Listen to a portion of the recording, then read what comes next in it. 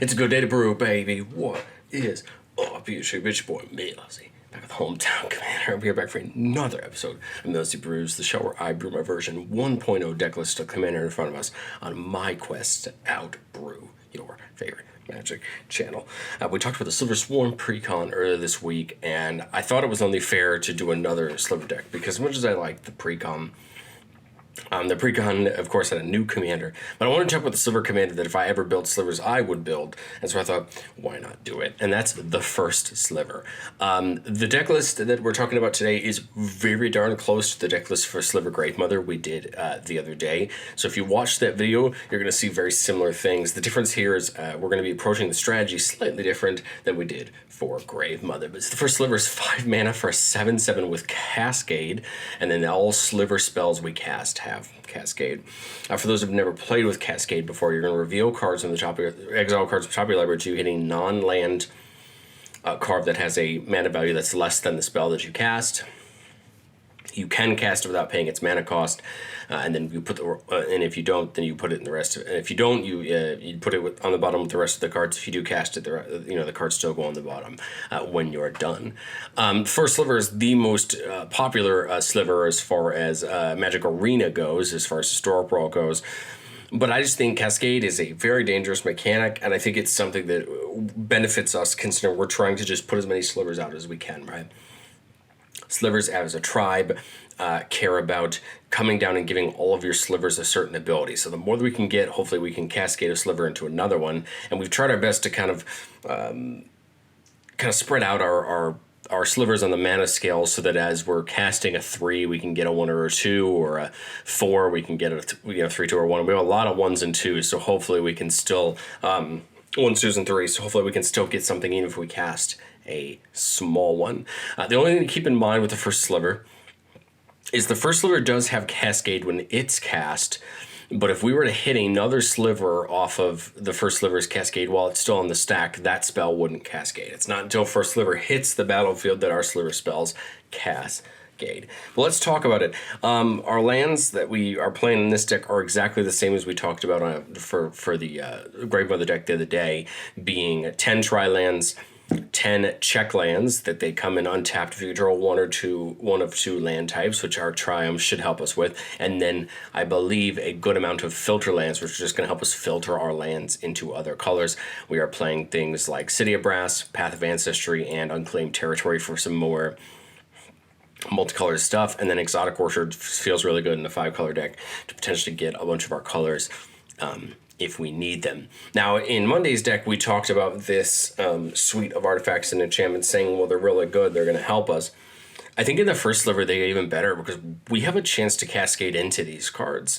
Now, when we cascade, it doesn't care about us cascading into a Sliver spell. We cascade into anything, which means maybe we can cascade into these spells to help us out, or a worst case scenario, we have to cast them outright. But I think the hope is that for some of these cheaper mana rocks and these cheaper enchantments, maybe we can cascade into them either off the first Sliver or off some of our more expensive Slivers. The big difference between this deck and the deck on Monday is we did put in a couple more expensive Slivers because we get the chance to cascade off of them, and it makes them a little bit worth the extra mana or two if they could potentially cascade into any of our support spells that we have. But for enchantments, Descendant's Fury is that new card from the precon. This card seems really good. Whenever one more creatures you control deal combat damage to a player, so this can go off for each set of your creatures that attack a different player. You can sack one of them. If you do, you reveal from the top until you hit a Sliver and you put it on the battlefield. Now, the bad part about Descendant's Fury is we won't get a Cascade trigger because we didn't cast it, but we will be able to just get a good Sliver, hopefully. Descendant's Path. We can look at the top until we hit a creature that shares a type with creatures we control. And if we do, we can cast it without paying its mana cost. So this will let us cascade off of it. Elven Chorus allows our creatures to tap for mana, and we can play things off the top. First Sliver doesn't say anything about playing spells from our hands, so if we play a Sliver off the top, it can cascade. Etchings of the Chosen, a card that you're not going to see in a ton of Slivers lists, but this is an enchantment I really like. It gives a flat +1/+1, and then for 1 mana, we can sack a creature of the chosen type to target, give another creature indestructible. This can help in attacking. This can help protect our commander. I think this can help in a lot of ways, but the flat +1/+1 isn't bad either. Mirari's Wake, one of my favorite enchantments if you can run it in your colors, because it gives you a flat +1/+1, but it also doubles the amount of mana you're making from your lands, or getting an additional 1 extra.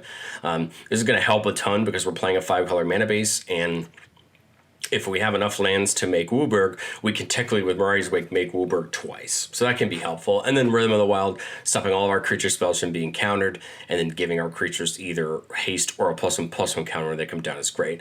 Rhythm of the Wild seems good when we don't have haste to give our creatures haste, but if we have a Sliver out that gives everybody haste, then things are just coming in with an extra +1/+1 counter.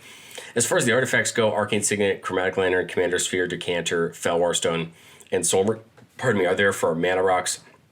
Felwar, just like Exotic Orchard, makes a ton of sense. We're in all 5 colors. Our opponents are going to have colors that we can utilize for our mana. Decanter and Commander Sphere are both going to tap for any color, just like Arcane Signet. And then Chromatic Lantern is going to let all of our lands tap for any color, which is also going to help with cards like Mirari's Wake as well. Pyre of Heroes is going to allow us to play that Birthing Pod game, but only for creatures that share a type. This is great because we can take a small sliver and start working it up into the bigger slivers. I think this feels really good to take a 4-cost sliver and get it into one of our big 5-color sliver creatures that are kind of our, our alternate commanders. So I like that as far as Pyre of Hero goes. But I think it's also good at just making a 2 into a 3, and it's our choice of a 3.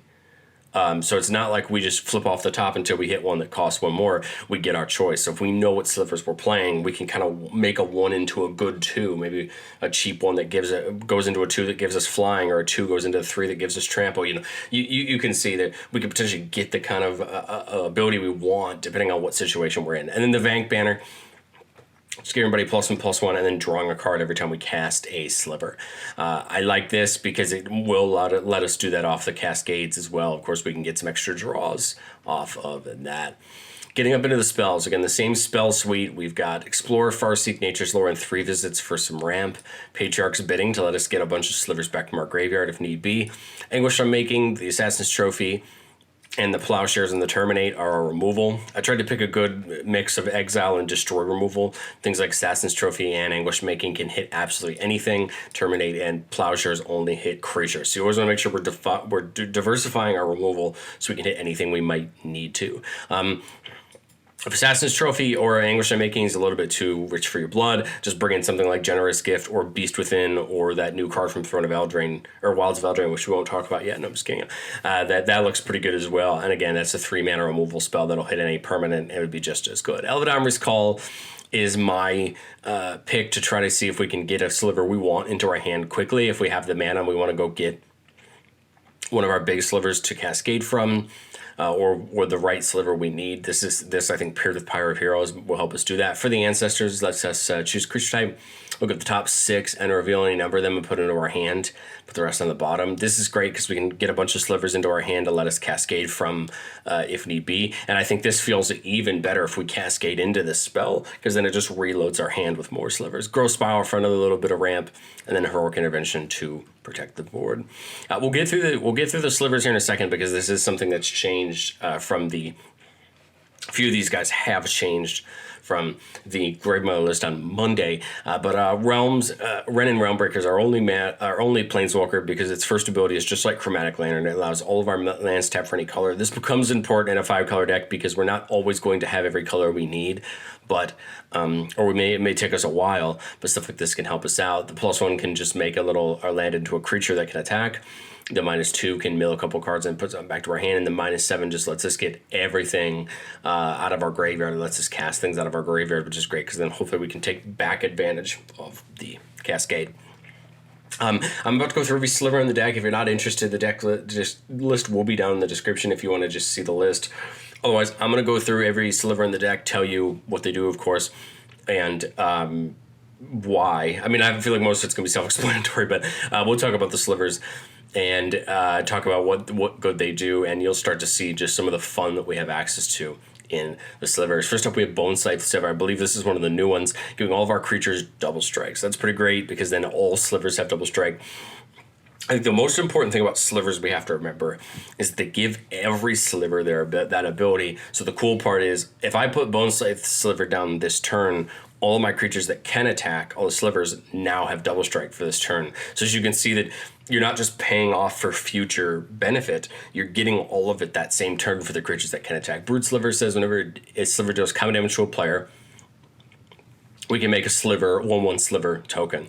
And that's great because then that's another sliver body that's going to have all these abilities. Cloud Shredder Sliver, flying and haste. This is probably one of the better ones. Not only just giving us flying, but also giving us haste, because then no matter what sliver comes in, they can attack. Crypt Sliver gives all sliver tap or regenerate target sliver. I believe if we have haste on all of them, this should allow us to save our entire board from a destroying board wipe. The only thing that this regeneration won't save us from would be, of course, an exile board wipe or a mass bounce. The cool part about regenerate that I don't think a lot of people think about is if we have a sliver that attacks and it accidentally gets blocked, or we don't realize our attack was going to be the way it was, we could tap another sliver and we remove it from combat, and all damage comes off of it, and it basically just survives. And that could help protect a key ability if need be, or I think there's a lot of ways we can take advantage of that. Diffusion Sliver gives everything basically Ward 2, which is pretty cool. Some of our slivers that are giving haste or flying or things like that, menace, trample, those guys are going to be really important. I think giving them protection is something that's going to matter.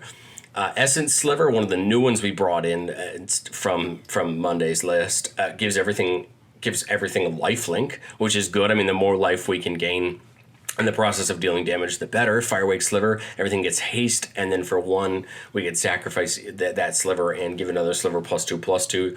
This couldn't be half bad. If something gets blocked but something goes through, we could, get rid of these little tokens maybe and load up another sliver. Fungus Sliver gives everything whenever it's dealt damage, put a counter on it. This is pretty cool because it can help grow the team, especially if our opponents have to block us. Fury Sliver came in, gives everything double strike, but it is 6 mana. So just like Essence Sliver at 4, this one at 6. There are slivers that do this for cheaper mana, but we want to take advantage of the Cascade when we can have it. If you go take a look at a lot of the Cascade decks that exist out there in Commander, you'll notice that they're playing a lot of spells that are overcosted, but the reason they're playing them because they're overcosted is it gives you a higher point on that mana value scale to start cascading from. So 6 is going to hit pretty much every other creature in our deck, plus a lot of our spells. So Fury Sliver is a great place to start. I think one of the key examples of cards like that is things like Dig Through Time, right? 8 mana, very expensive, but you get a bunch of potential when you cascade from it. Gal Rider Sliver, giving all of our creatures flying. Gemhide Sliver, allowing all of our creatures to tap for mana. I think these tapping for mana abilities are going to be really important because this plus haste means we can then use our slivers as lands and kind of help knock out some more. Harmonic Sliver is one of our favorites in most matchups because whenever a sliver comes in, it destroys target artifact or enchantment. This is like an Aura Shards effect. It's going to be very hard for our opponents to deal with, and hopefully we can take some big pieces out for our opponents. Hatchery Sliver gives all of our slivers replicate, and this is kind of fun because we can get copies of them by paying their mana cost again. We won't get a cascade off the copy, but I still think it's worth it. If we can get a couple copies of a 1-mana sliver, I don't think we mind. And then remember, if there's any relevant abilities that can stack, they will stack. So that's pretty great that we can take advantage of that. Hibernation Sliver, pay 2 life, return this permanent to its owner's hand. This is great because we can protect our commander. We can protect a lot of things by just bouncing them back to our own hand and getting them out of the way of some removal. Horn Sliver, giving everything trample, very important ability. Last Tip Sliver is kind of a fun one. This is one of the new ones. Every creature we control has a flick 2, so if it becomes blocked, the opponent loses 2 life. And then whenever a non-token sliver we control dies, we amass slivers 2, so we make another a little army token, kind of like the amass orcs or the amass zombies, but it's just a sliver. I like Lazatep because if we have any of those tokens and they attack, to chump it, our opponent is just going to lose 2 damage anyway. What that could do is force, or maybe they don't block, and maybe we can take advantage of some of these abilities to kind of, deal damage to them. Mana Whiff Sliver, again, another way to tap for that mana.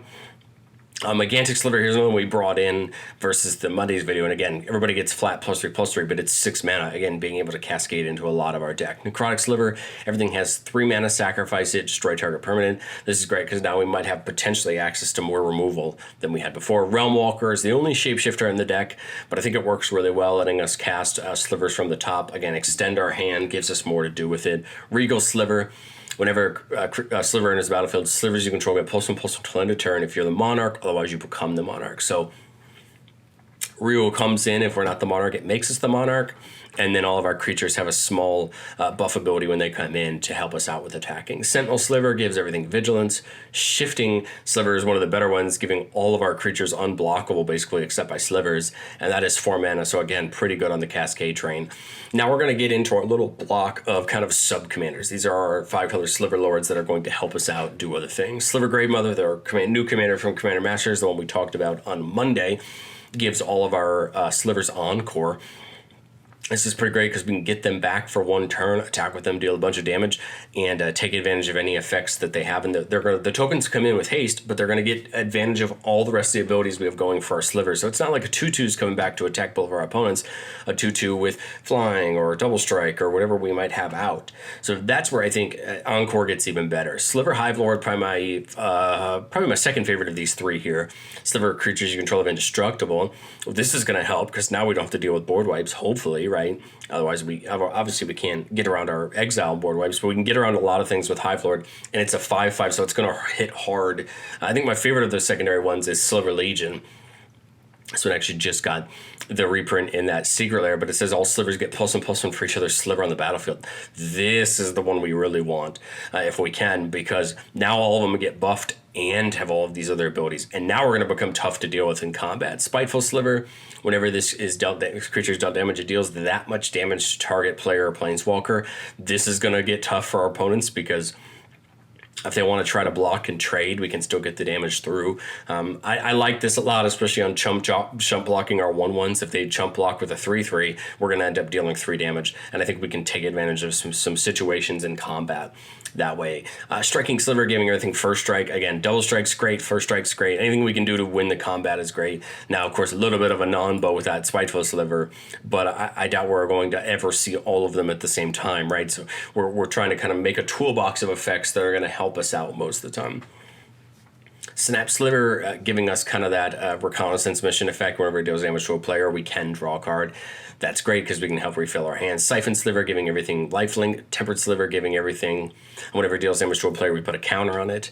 Two-Headed Sliver, giving everything menace. Menace is going to be a great ability to get in combat. Venom Sliver, giving everything death touch. That's going to help more probably on the blocking side than the attacking side, but I still think it's important. Virulent Sliver, giving us Poisonous 1, which is kind of like Toxic 1, very, very, very similar. This is ability that technically we can have more than once. That's why I mentioned with Hatchery Sliver, this would be a really good one to use. Or the Encore might come in of real importance here, because if you have 2 copies of Lifelink or Menace, it doesn't do anything, but having 3 or 4 copies of Poisonous 1 will actually matter. So Poisonous 1 is a very important ability, and then Wing Sliver giving us flying. Let me know, what do you guys think of the first Sliver down in the comment section. Again, very similar to Monday's Gravemother video, but I think I wanted to do something a little bit different. I wanted to change the deck up a little bit because I think this is probably what I would be more interested in playing than Gravemother. I think the Encore is a cool ability. I just think the Cascade benefits us more because then we can always be getting more of our slivers down, hitting harder, and I think it'll end up leading to better outcomes rather than the Encore. The other thing I like about the Cascade, like we talked about, is being able to cascade into non-sliver spells, get our mana rocks down cheap, or for free, get our ramp spells out for free. I think those are the things that become important in 5 colors, especially as we're building up. And yes, for the first few turns before first Sliver gets down, we won't get the Cascade, but you never quite know what you're going to run into on those next few turns. If you watch anyone play a Cascade deck, or you get to sit down at a table and play against someone with a Cascade deck, you have to understand that Cascade as a system is built on playing as expensive spells as you can and hoping to hit anything good off the Cascade. And normally you build your deck to have a lot of really great things off the Cascade, but that's what the deck relies on. You're casting that spell for free, you're getting that spell for free, and you're getting that extra value. The good part here is we're more often than not going to get slivers, and the cool part is if we start at 3 and we cascade into 2, well, we know our 2 mana slivers will almost always going to cascade into a 1 mana sliver, and as you can see, we'll get the abilities there. Now, the bad part about cascading at 1 is, I do believe it just shuffles our library because we have no spells that cause 0. So it probably will just end up completely shuffling our library. I'd have to double check on the cascade ruling when you're cascading from 1. But I think that's a very it's a very common scenario in this deck because if we cascade down to the 1 mana Sliver, but that's okay. I found it's just a free shuffle, and all the things that you put back on the bottom have a chance now to be potentially cascaded into again. But like I said, let me know what you guys think down in the comments. Guff will be coming tomorrow. I got a little bit off this week, so Guff is coming tomorrow on Saturday. I don't normally release videos on Saturday, but it will be coming tomorrow, hopefully, and next week we will start some more fun stuff on our preparations for Wilds of Eldraine. Thank you guys so much for watching, and I will catch you guys next time.